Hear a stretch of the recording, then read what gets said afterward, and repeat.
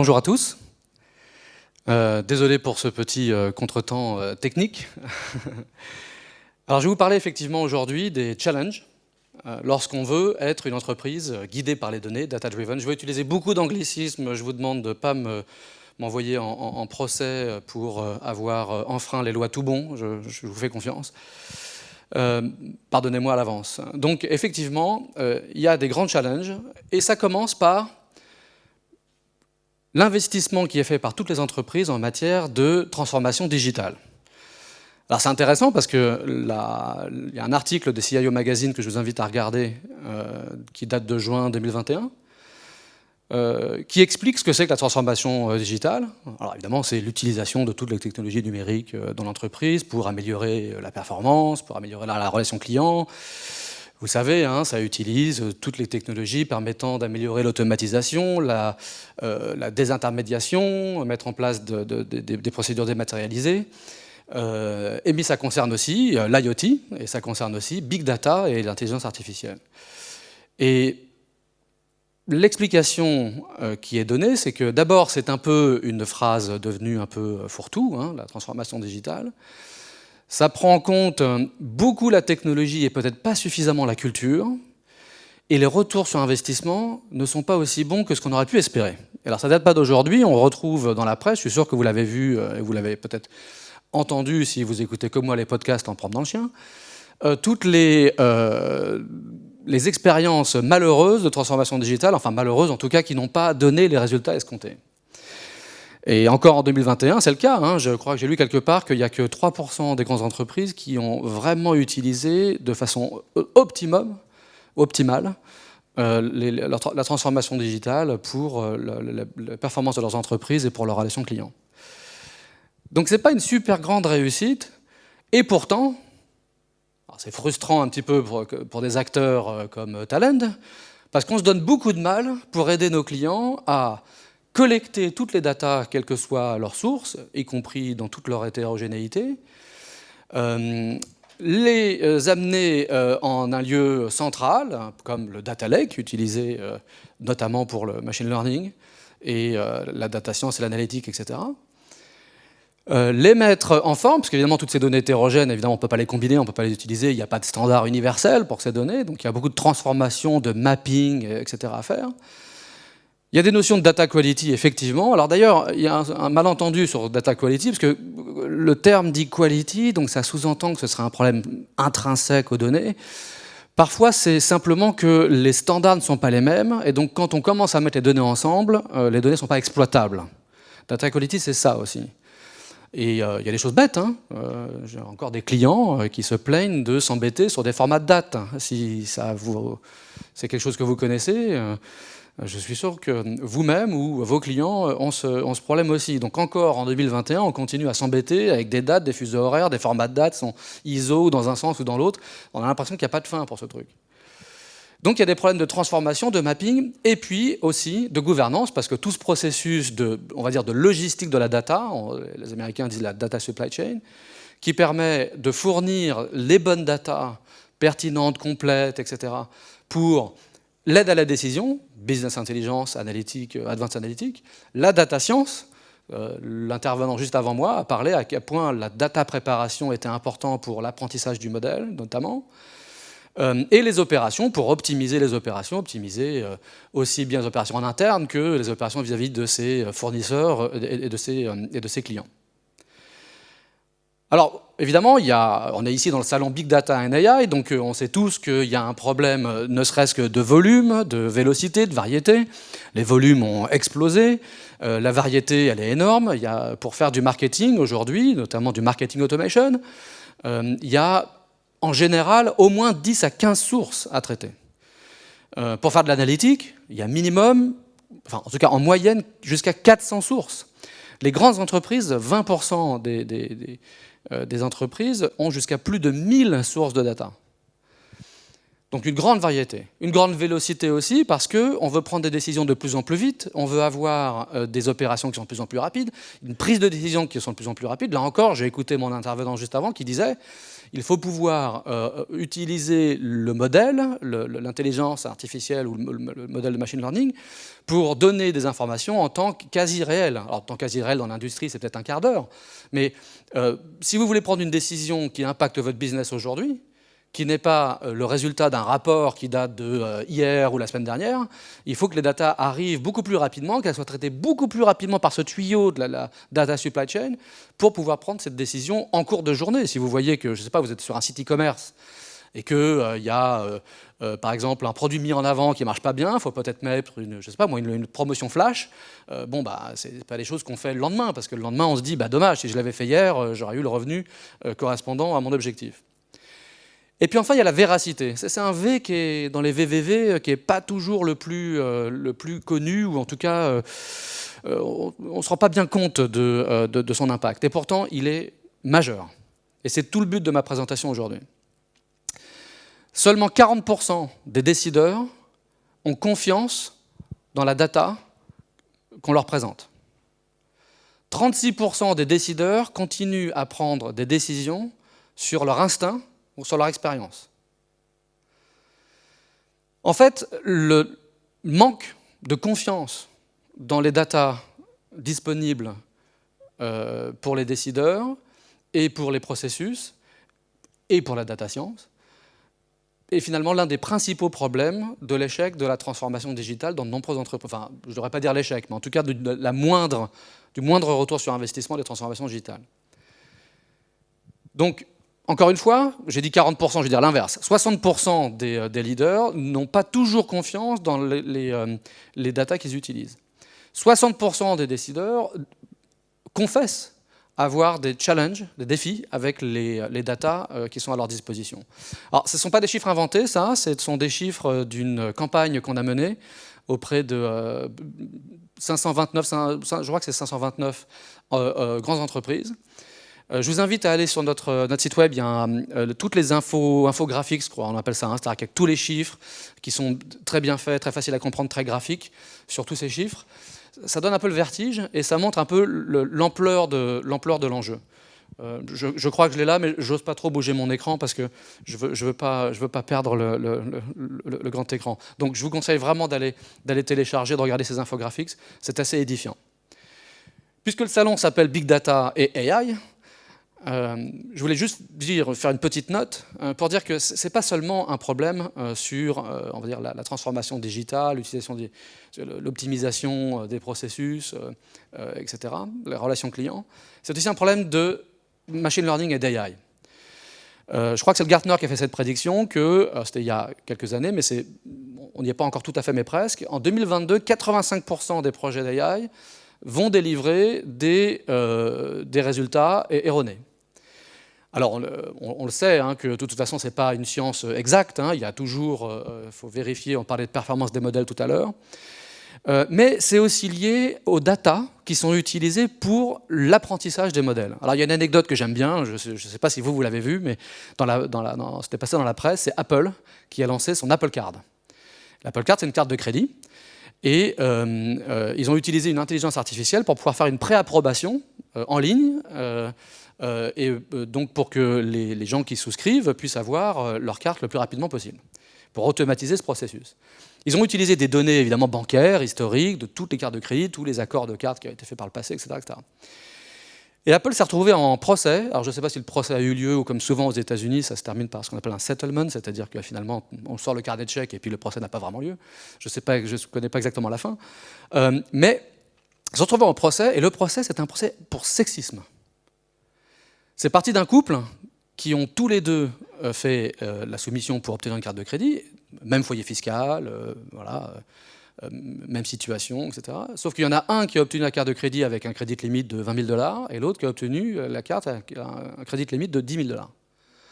Comment ça se fait que le mari a obtenu un crédit limite de 20 000 et la femme de 10 000 ? L'intelligence artificielle est sexiste. C'était l'accusation.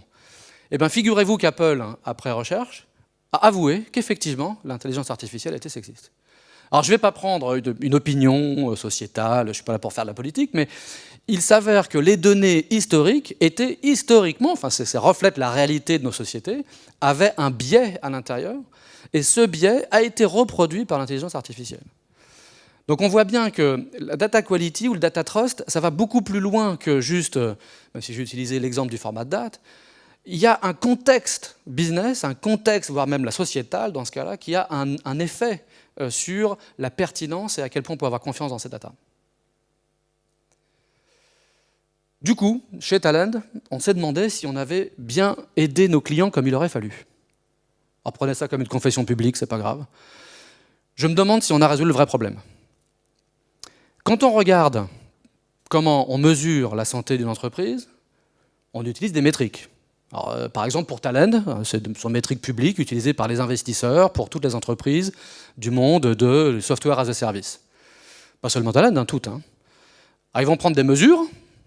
Par exemple, le monthly recurring revenue ou le annual recurring revenue, puisqu'on a un modèle de souscription ou un modèle à l'usage. Donc, ce n'est pas une licence perpétuelle, on ne paye pas qu'une fois. Il y a des contrats de souscription. Il y a le long-term value, c'est-à-dire combien d'argent a-t-on gagné sur la totalité d'un contrat. Le CAC, c'est le Customer Acquisition Cost, c'est combien ça nous coûte d'obtenir un client et de le conserver. Et puis le CPL, qui est le cost per lead, je crois. C'est par exemple les activités marketing qui permettent, j'espère, de vous convaincre et de devenir des clients Talend. Combien est-ce que ça nous coûte? Et après, il y a des ratios là-dessus. Donc on va dire, par exemple, le LTV sur CAC, il faut que ce soit 3 fois. Le retour sur investissement sur l'acquisition d'un client, il faut qu'il soit inférieur à 12 mois. Le churn, c'est-à-dire le pourcentage de gens qui ne renouvellent pas le contrat avec Talend ou une autre boîte de SaaS, il faut que ce soit inférieur ou égal à 5%. Donc voilà, on a quand même quelque chose qui est un peu quantifié. Alors évidemment, pour mieux connaître la santé d'une entreprise, ça va un petit peu plus loin. J'ai très simplifié. Nos amis financiers ne seraient pas très contents de ma caricature, mais il y a des indicateurs, il y a des choses qu'on peut quantifier. On peut dire cette société est viable, société sur une bonne pente, ou cette société a des problèmes. Et on se demande même si elle est pérenne, est-ce que sa santé est bonne. On n'a pas de métrique pour les data. On a pour le business, mais on n'a pas pour les data. Aujourd'hui, on n'est pas capable de dire, voilà, même, sans parler même de communication publique, mais au sein d'une entreprise, si je suis président de ma boîte et je veux savoir quelle est la fiabilité de mes data, comment mes data sont utilisées, est-ce que mon entreprise est data-driven, est-ce que je tire parti de cette transformation digitale et j'en tire un vrai retour. Si je veux utiliser des métriques un petit peu quantifiées comme ça, ils n'existent pas. Alors c'est même pire que ça, c'est que les entreprises n'arrivent pas à les construire. Toujours dans ce survey que je vous encourage vraiment à regarder, quand on demande aux entreprises est-ce que vous avez des standards pour mesurer la qualité de vos données, la réponse est oui, 44%. Bon, ça va, on n'a quand même pas complètement travaillé pour rien. Mais 37% disent non et 19% disent je ne sais pas.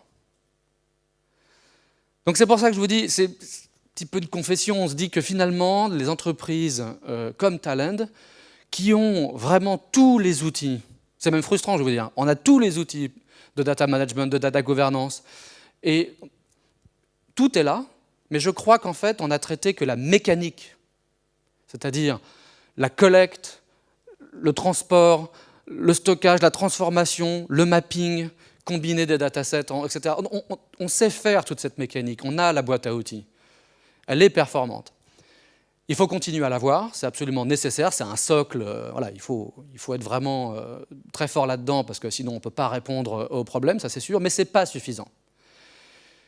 Et je crois que ce qu'il nous faut, c'est une façon, un petit peu comme on a vu pour mesurer la santé des entreprises, il nous faut une façon plus quantifiée, des mesures un petit peu reconnues. Alors le Saint Graal, ce serait que ce soit même des standards partagés par tous, sans doute des standards sectoriels parce que les datas sont différentes en fonction des secteurs, dans la pharma ou dans l'industrie, c'est pas tout à fait la même chose, dans le retail. Mais en fin de compte, il faudrait avoir quand même des bonnes pratiques avec des mesures un peu réutilisables et quantifiables de la pertinence et de la qualité des datas. Et donc on est arrivé à l'idée, alors peut-être qu'on a été poussé un petit peu, je ne vous cache pas qu'en fait c'est le cas, on a été poussé un petit peu par les événements, Et on s'est rendu compte qu'on pouvait dresser une analogie avec le système de santé, le parcours de santé, et la situation, je pense, avec le Covid, nous y a poussé. Donc on va faire une analogie. On va faire une analogie. Dans un système de santé... Oula.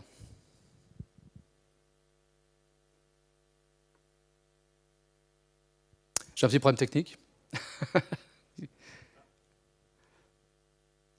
Je vais continuer un petit peu, puis pendant ce temps-là, ça va certainement revenir et je pourrai présenter ça. Ah, voilà. Dans un système de santé, on a des façons un petit peu plus objectives de fonctionner. Et il y a une véritable, une véritable structure du système de santé. Il y a d'abord, j'attends que les slides arrivent, mais écoutez-moi religieusement, vous allez voir, c'est compréhensible, parce que c'est une analogie qui est connue de tous. Premièrement, si vous voulez être en bonne santé, rester en bonne santé, il y a des mesures préventives à prendre. Il faut être capable d'identifier quels sont les risques et mettre en place des mesures préventives pour éviter ces risques. Alors évidemment, dans le domaine de la santé, on connaît tous, hein, c'est la nutrition, c'est le sport, etc. Et puis c'est faire des diagnostics et des check-ups réguliers, toutes ces choses-là. Donc on commence à voir quand même qu'il y a quelque chose ici qui est du domaine de l'amélioration continue et d'une méthodologie continue qui permet d'éviter les problèmes avant qu'ils arrivent. Alors, parfois les problèmes arrivent quand même, et dans le cas où ils arrivent, il nous faut un traitement. Alors c'est là où Talend historiquement est reconnu comme un leader, c'est toute cette boîte à outils dont j'ai parlé tout à l'heure. Donc je ne reviens pas là-dessus, on a vraiment tout ce qu'il faut pour collecter, transformer, mettre en qualité, etc. Et donc dans tous les acteurs du data management, ont de bons outils pour ça. Mais ce traitement, il n'est pas suffisant. Il faut aussi avoir la partie préventive. Et puis, alors, c'est peut-être ça le plus intangible, mais c'est vraiment à ça que je voudrais arriver dans cette présentation, c'est toute la culture de la data. En fait, dans l'introduction, on a dit qu'il faut devenir, pour réussir sa transformation digitale, pour réussir la data science, pour réussir l'intelligence artificielle, pour gérer des problématiques de volume, vélocité, etc., dans le monde du big data, il faut devenir data-driven, mais pour devenir data-driven, il faut que toute l'entreprise soit data-driven, et pas seulement les quelques spécialistes de l'IT. Il faut que les data scientists puissent accéder à la data dont ils ont besoin pour répondre à un problème business. Il faut même que le marketing, la finance deviennent data-driven eux-mêmes en utilisant leurs outils. Voire même les lignes de business deviennent data-driven pour prendre les bonnes décisions avec les bonnes data, avec les faits, et pas seulement l'instinct, comme on a dit tout à l'heure. Cette culture-là, pour la faire fonctionner dans l'entreprise, c'est pas facile, et ça nécessite pas seulement des outils, je vais être honnête avec vous, il faut qu'on s'associe avec des partenaires pour avoir des changements de culture, de process, de training, etc., et être capable de quantifier objectivement des problèmes potentiels de data quality pour mettre en place ce framework. La mesure, les nouvelles Apple Watch ou autres concurrents, on va croire que je fais de la pub pour Apple, sont ce qu'on appelle les wearables, c'est-à-dire les choses qu'on porte. J'ai même vu des startups qui font des t-shirts qui sont capables de prendre des mesures. Donc, toutes ces mesures de santé, maintenant, sont de plus en plus démocratisées. Et donc les gens peuvent vérifier eux-mêmes leur hypertension, un problème éventuel de diabète, etc., etc. Et donc les problèmes sont pris à la source. Donc on voit bien que dans cette analogie, il y a cette démocratisation des mesures et du monitoring permanent, continu, qui aide à améliorer la situation. Et bien pour les data, c'est la même chose. Alors, on a déjà commencé. On n'a pas fini, mais on a déjà commencé. Avec donc cette notion de data health, en fait, c'est une étape supplémentaire après deux étapes qu'on a déjà faites. La première étape, je vous l'ai dit, c'est la data quality. On n'est pas les seuls chez Talend à faire ça. Je pense qu'on est le meilleur. Et on a rajouté une première étape de démocratisation avec ce qu'on a appelé le data trust. Alors ce data trust, c'est un indicateur agrégé qui va prendre en compte alors ça dépend de la littérature, les dimensions de data, vous savez, c'est validity, completeness, etc. les dimensions de la data quality, il y en a entre 5 et 12, ça dépend si vous allez sur un papier universitaire ou sur quelque chose peut-être d'un peu plus modeste. Et ces dimensions, en fait, on les a pondérées, et il y a toute une formule qui permet d'obtenir le trust assez rapidement d'un dataset. D'ailleurs, vous pouvez l'essayer, puisque en fait, en ligne, on a un outil qui permet de fournir un jeu de données, un fichier, par exemple, et puis ça va évaluer le data trust. Donc ça, c'est une première étape pour amener cette notion vraiment de culture de la data à l'ensemble des entreprises, et pas seulement des experts qui étaient capables d'utiliser des outils sophistiqués comme les nôtres ou les autres de notre marché. L'étape supplémentaire maintenant, c'est d'y mettre une dimension business. Comme on a vu tout à l'heure, le CAC, le LTV, le ARR, etc.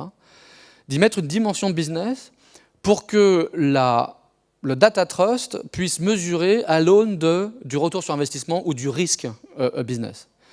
Donc mettre ce contexte business, ça ne va pas être une mince affaire, mais c'est notre prochaine étape, à tous. Quand je dis nous, c'est tout notre marché. Parce que nous, on pense vraiment que le data health, c'est une façon plus mature de faire du data management, la data governance.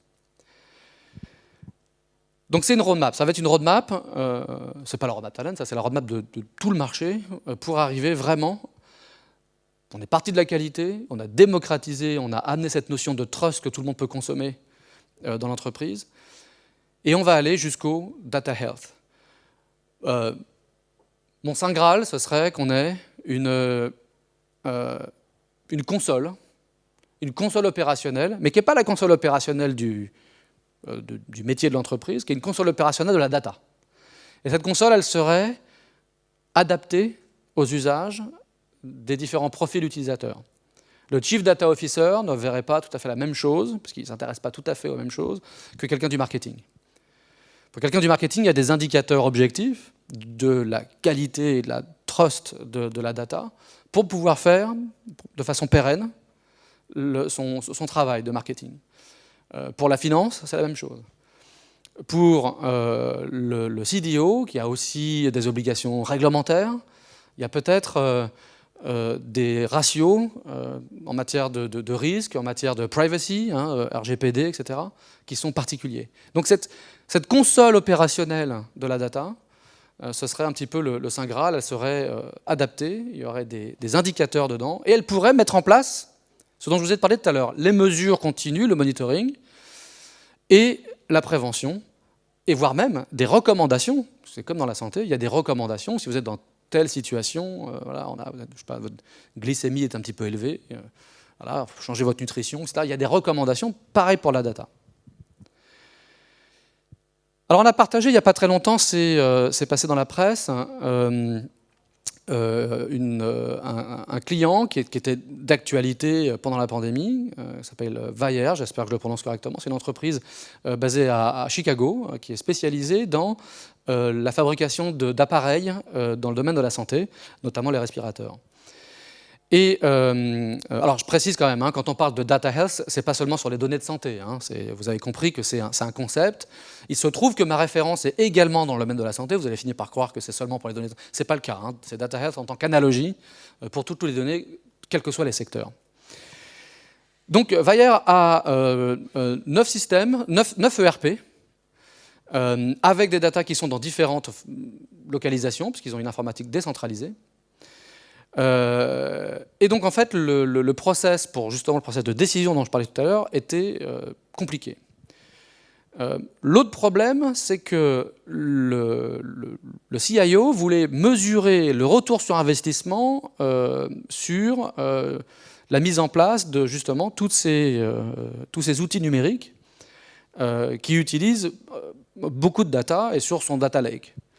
Et en fait, il n'était pas vraiment capable de quantifier le retour de ces investissements. On est typiquement dans le sujet. Et puis il y avait un problème opérationnel aussi, puisqu'ils sont passés de la création de 20 respirateurs par semaine, qui était leur régime de croisière. Évidemment, pendant la pandémie, il a fallu qu'ils montent à plus de 600, je crois. Donc évidemment, on imagine un petit peu tout le travail qu'il a fallu faire. Et il y a notamment un gros travail d'assurance qualité. Et l'assurance qualité utilise beaucoup de data. Les datas sont essentielles pour l'assurance qualité. Alors là, on voit bien que le trust dans les datas pour de l'assurance qualité dans le domaine des appareils médicaux, autant vous dire que là, on est un petit peu au sommet. C'est pour ça qu'on a pris cette référence. Donc aujourd'hui, c'est une référence qui commence à mettre en place ce qu'on pourrait qualifier des premières étapes du data health. Encore une fois, je vous dis très sincèrement, c'est une roadmap, mais qui emploie tous les systèmes de data intégration, data quality, data transformation, data correction qu'on a dans nos boîtes à outils.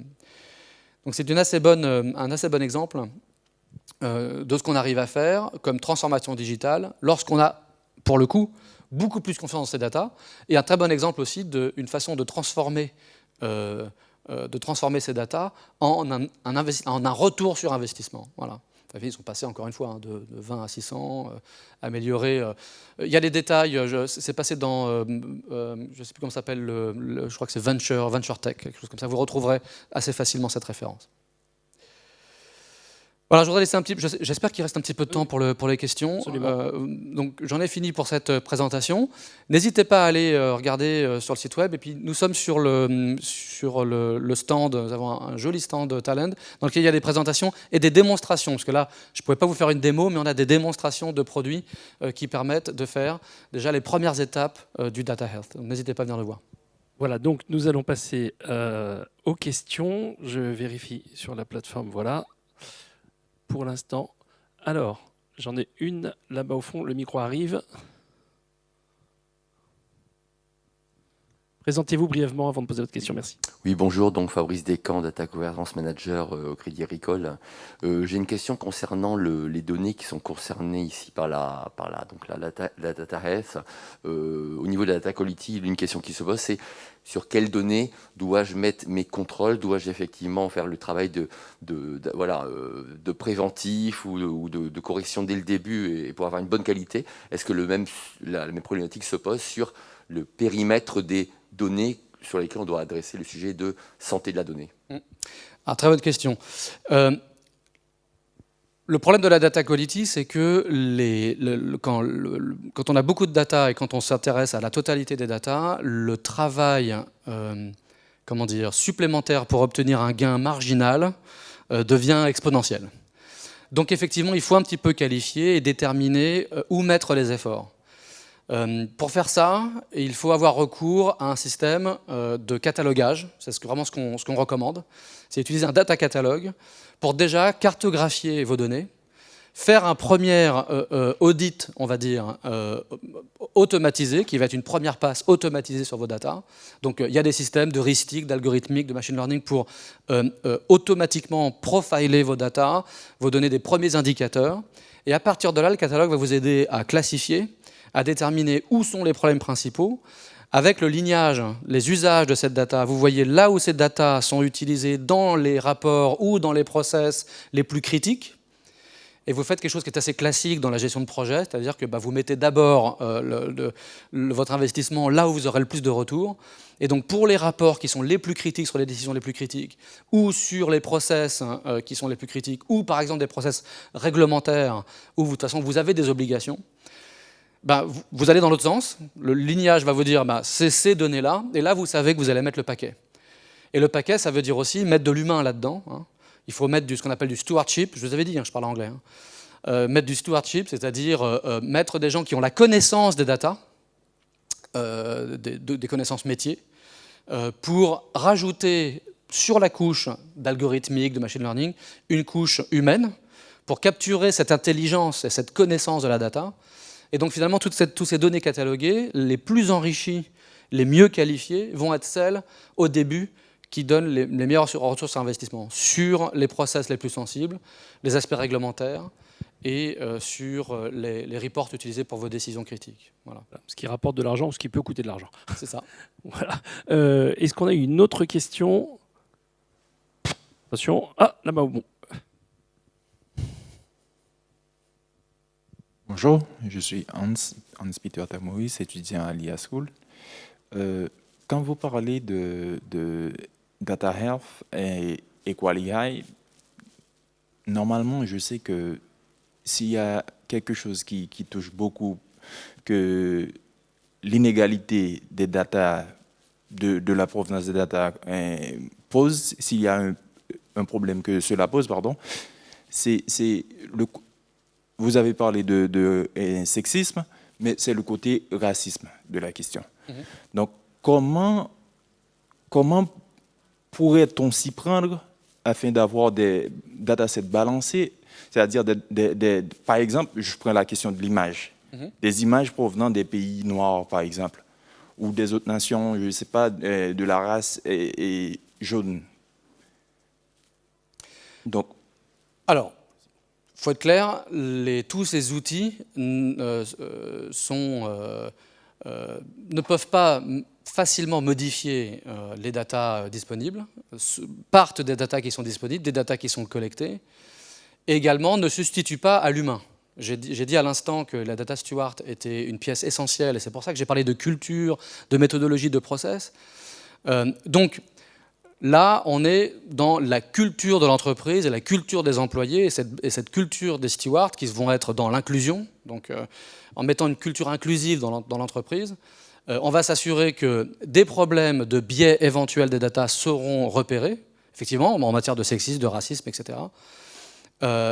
Mais justement, quand on veut mettre en place une culture d'inclusion dans l'entreprise, on voit bien que ça va toucher à la façon dont les datas sont utilisées, dont les datas sont collectées, et pour pouvoir détecter les biais. Les biais ne seront pas détectés si les gens eux-mêmes sont biaisés. Mais si on met en place une culture d'inclusion, alors les outils vont leur servir à vérifier que, effectivement, les datas sont inclusives. Voilà ma réponse. Avec des limites technologiques qu'on connaît. Évidemment. Un moment où on ne peut pas faire grand-chose. Merci beaucoup. Donc, je pense qu'on peut applaudir Christophe pour cette présentation enrichissante. Merci.